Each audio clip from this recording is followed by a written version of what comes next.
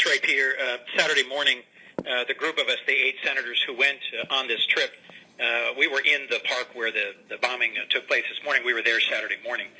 And it just brings home how important this alliance is that we are putting together in the fight against ISIS, and how important it is that we hear from the President in the State of the Union tonight a clear, forward-looking vision for how we're going to defeat violent extremism in the region.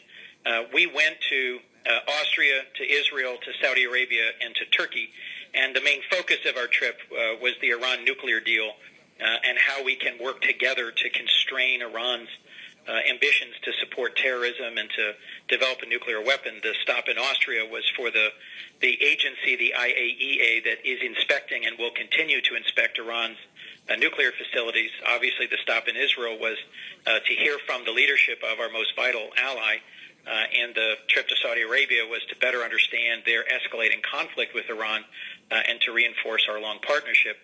Turkey has been a NATO ally of the United States since the 50s. We met with their president, with their prime minister, and I think it was a very timely visit because they were looking for reassurance that the United States supports Turkey in their work against violent extremism, against jihadists and radicals in the region, and that we appreciate that they are hosting literally millions of Syrian refugees and refugees from other countries, for which we provide a great deal of support. Senator, talk about concerns you have about the nuclear deal with Iran. In that, I'm guessing you're seeing some misinterpretation of what this exactly means. Yes, the deal that was reached with Iran was about constraining their nuclear weapons program.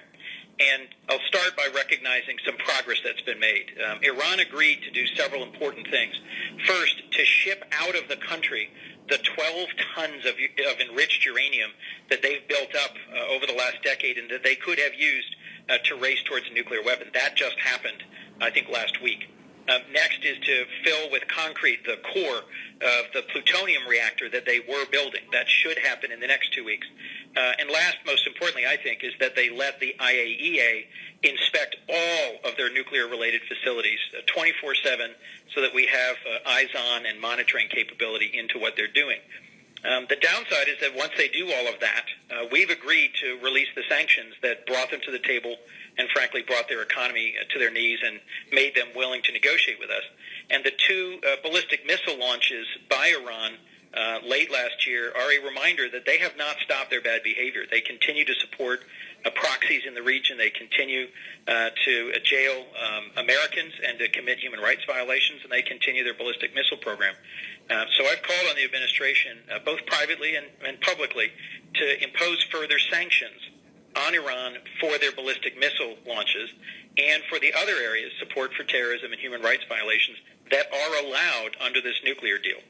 And you mentioned the State of the Union address, and considering it's the President's final State of the Union, moving forward, does it have any weight for him to talk to nuclear policies dealing with Iran or anyone else for that matter in the future when he is no longer in the seat of the presidency?